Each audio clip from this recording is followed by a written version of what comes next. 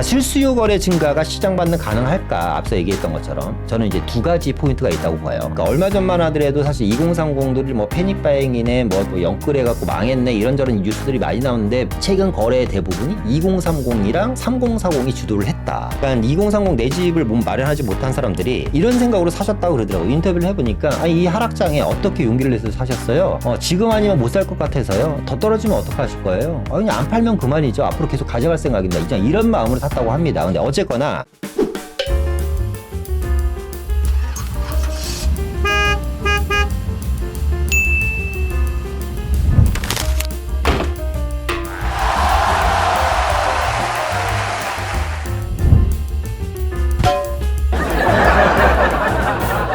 자, 매매시장, 전세시장 호조세, 가격 반등 이어질까라는 내용인데요. 일단 매매시장이랑 전세시장이 상당히 호조세죠. 그죠? 이제 앞으로 이제 가격 반등이 이어질 것인지에 대한 우리 이 얘기를 한번 해보도록 하겠습니다. 뉴스 한번 보고 갈게요. 어제 뉴스인데 주택사자 심리가 10개월째 최고입니다. 심리가 결국 부동산은 뭐다? 심리다. 심리의 싸움이다. 그죠? 지수가 석 달째 오르면서 서울 109 찍었습니다. 이게 115가 되면요. 상승 지수로 올라갑니다. 지금은 회복 내지는 보합 지수입니다. 109 정도면 회복 내지는 보합 지수고요. 이게 115가 넘어가는 순간 상승 지수로 올라가 버리는 겁니다. 그러면 그때부터는 상승장이 또 펼쳐진다는 내용이고요. 가격 하락폭이 계속해서 줄어들고 있다 지금. 그러니까 심리 자체가 좋아지고 있다는 내용입니다. 자, 그럼 과연 시장은 어떻게 될 것이냐? 계속 이 상태로 갈 것이냐? 일시적이냐? 자, 일단 거래 증가 원인을 보니까 일단은 뭐 대표적인 게 이거죠. 가격이 많이 하락이 됐고 가격이 하락되면서 최근에 뉴스 보셔서 아시겠지만 2030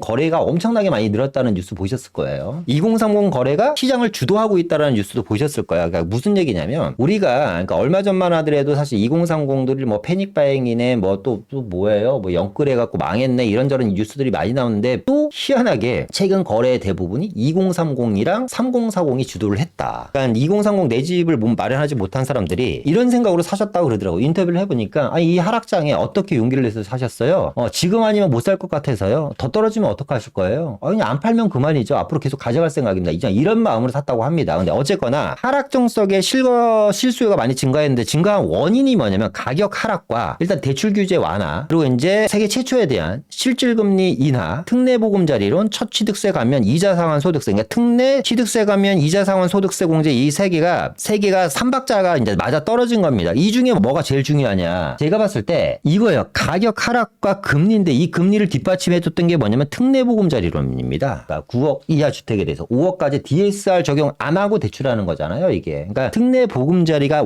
인기몰이를 하면서 거래를 주도했었다라는 내용이고요. 그래서 저는 이 앞으로도 이 특례보금자리론의 자녀 가치, 자녀 금액이 제일 중요하다고 생각해요. 얘가 과연 얼마나 더 남아있고 특례보금자리를 얼마나 더 해줄 수 있는지, 이 특례보금자리가 마감이 되면 이 거래가 계속 증가할 수 있을까라는 의구심은 저는 개인적으로 갖고 있습니다. 자, 실수요 거래 증가가 시장 반등 가능할까? 앞서 얘기했던 것처럼 이 실수요 거래 증가가 시장 반등 가능할 건지에 대한 얘기를 보면요. 저는 이제 두 가지 포인트가 있다고 봐요. 첫 번째가 투자자. 그러니까 이 시장 반등이라는 건 뭐냐면 실수요만으로 시장 반등은 저는 어렵다고 봐요. 그러니까 거래량 증가랑 가격이 뛰어서 반등을 시키는 거는 별개의 문제거든요. 그러니까 지금 저가주택 위주의 실수요 거래 증가입니다. 무주택이라든가 갈아타기 위주의 앞서 얘기한 것처럼 그것도 특례보금자리론을 활용한 주택 정도의 거래가 늘어나고 있는 거지, 이게 반등이 되려면 결국에는 자본이 들어와야지 되는데 그 사람들을 우리는 투자자라 그랬죠. 그래서 두 가지 요인이 필요하다. 그러니까 첫 번째가 투자자 시장이 과연 언제 시장에 진입할 수 있느냐가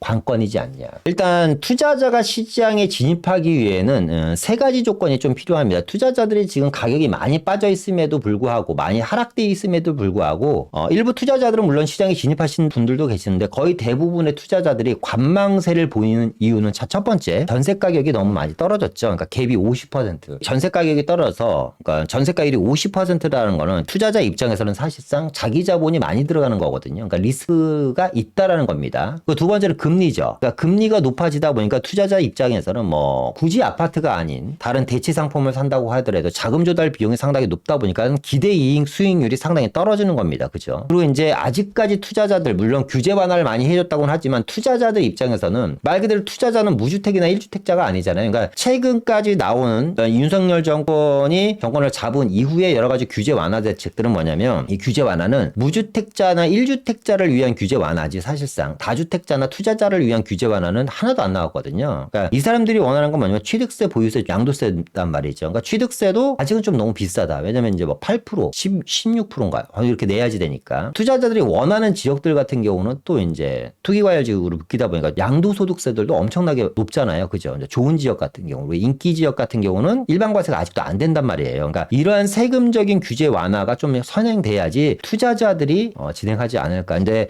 여기서 이제 긍정적인 시그널은 뭐냐면 전세가율은 계속해서 올라가고 있다라는 것과 그리고 금리가 계속 떨어지면서 전세가가 상승 속도가 좀 빨라지지 않을까. 그러면 이제 금리 인하와 전세 가격 상승은 어느 정도 투자자들 입맛에 맞는 정도까지 한 내년 상반기 정도가 되면 올라가 있지 않을까라는 생각이 드는데 마지막에 이 세금 규제 완화가 이번 정권이 현재 국토부 장관 같은 경우는 세금 규제 완화에 대해서 다주택자에 대한 세금 규제 완화에 대해서는 아직까지 생각을 하지 않고 있다고 하니까 이 대목은 좀 우리가 지켜봐야 되지 않을까라는 생각이 들고요. 자, 두 번째는 실수요가 이제 계속해서 거래가 확대될 것인지 지금 어쨌거나 이 실수요 거래 확대로 인해서 이런 뉴스들이 계속해서 나오고 있는 거거든요. 주택 사자 심리. 근데 이 실수요자들이 계속해서 주택을 지금처럼 거래를 확대해 나갈 수 있느냐. 근데 그 포인트는 뭐다? 금리다. 결국에는 앞서 얘기한 이 특례보금자리론. 예. 이 특례보금자리론으로 인해서 실수요자들이 많이 시장에 진입을 했는데 저금리에, 고정금리에. 근데 이 특례보금자리론이 출시 2달 만에요. 26조 6천억을 신청했고요. 6월 달이면 특례보금자리론이 다 소진될 예정이라고 합니다. 그러면 금리가 원하는 만큼 떨어지지 않은 상태에서 DSR 적용도 안 받고 이런 특례보금자리론이 만약에 소진이 된다면 실수요 거래가 끊기지 않을까라는 생각을 해요. 저는 개인적으로. 그리고 이제 이 수요자들 90%가 특례보금자리론을 원한다라고 계속해서 이야기를 하고 있기 때문에 그래서 정부에서는 일단 거래 활성화 대책으로 인해서 연말까지 이 특례보금자리론을 좀 늘리려고 한다고 합니다. 그러니까 금액을 얼마나 더 늘릴지 모르겠지만 그럼 개인적으로 저는 이렇게 생각해요. 그냥 특례보금자리 재원을 늘려서 연말까지 계속해서 공급을 한다면 어쨌거나 실수요 거래는 계속해서 연말까지 이어지지 않을까라는 생각이 들고 연말 정도가 되면 본격적인 기준금리 인하로 인해서 시중금리는 더 떨어질 거고 그러면 우리가 원하는 정도 그러니까 일반인들이 내 집을 사에 필요한 투자자들이 대출을 받을 수 있을 정도의 금리 정도가 되면 그게 이제 내년 상반기까지 좀 이어지지 않을까. 그래서 결국에는 특례보금자리론과 금리가 관건이다. 예. 특별한 변수가 없다면 저는 실수요 거래 확대는 계속 이어지지 않을까.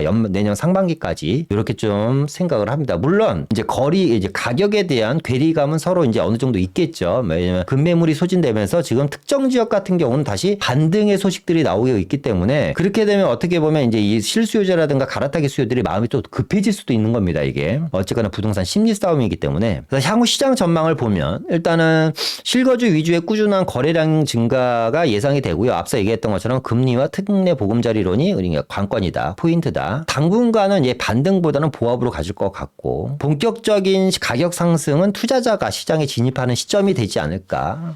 그러면 이 투자자들이 시장에 진입하려면 전세가율이 어느 정도 받쳐줘야지 되고 금리가 떨어지는 시점이 되지 않을까라는 생각이 들고요. 마지막으로 이제 거래량 증가 순위를 한번 보니까 송파, 노원, 강동, 강남, 강서, 성북, 동대문, 마포 정도 이렇게 순위더라고요. 최근에 거래량이 나온 지역이 1위가 송파구, 그러니까 많이 떨어진 지역들. 송파구와 노원구 뭐 이런 지역들이 뉴스에 계속 나왔던 지역들이잖아요. 가격 하락이 제일 컸다. 그러니까 역설적으로 가격 하락이 제일 컸던 지역들이 뭐예요? 거래량이 가장 많이 터진 지역들이다. 그래서 이 지역들을 유심히 보니까 첫 번째가 가격 하락이 많이 떨어진 지역들. 첫 번째. 두 번째 송파, 노원, 강동, 강남 이런 지역들 또 마포 이런 지역들이 뭐예요? 교육 특구잖아요. 다. 교육적으로 어느 정도 인프라가 갖춰져 있는 지역들. 그리고 아파트 비율이 많은 지역들이잖아요. 그리고 나머지 직주 근접이 가능한 지역들이죠. 다 뭐 동대문, 마포, 강서 이런 지역들이 뭐 마곡이라는 그리고 여의도라는 영등포라는 일자리를 갖고 있고 성북 같은 경우는 뭐 구도심, 종로 뭐 이런 지역들이라든가 종로, 을지로, 뭐 동대문, 충무로 이런 마포도 뭐 역시 노원도 마찬가지로 다 일자리라든가 교통과 그리고 교육에 대한 그리고 이제 새 아파트 비율이 높은 지역들이 또 많이 포진되어 있더라고요. 보니까 물론 이제 노원이라든가 강서라든가 뭐 성북구 같은 경우는 좀 제외하더라도 나머지 지역들은 새 아파트 비율이 좀 높은 지역들이 거래량 증가가 많이 됐다. 그러니까 앞으로도 이런 지역들 위주로 좀 시세들이 좀 터질 것 같고, 이렇게 이제 교육적인, 왜냐면 아무래도 실수요자들이 움직이다 보니까 실수요자들은 가격에 대한 메리트, 그러니까 투자금에 대한, 투자 수익률에 대한 메리트보다 실거주에 대한 메리트들이 높은 지역들을 선택하기 때문에 당분간은 이런 지역들이 거래량 증가가 되지 않을까라는 생각이 듭니다. 안녕하세요. 부동산경제학TV의 황현입니다. 더 많은 부동산 정보와 매주 수요일에 하는 더 라이브를 놓치고 싶지 않으시다면 오른쪽에 구독 버튼을 눌러주시면 고맙겠습니다. 항상 황현의 부동산 경제학TV를 시청해 주셔서 고맙습니다.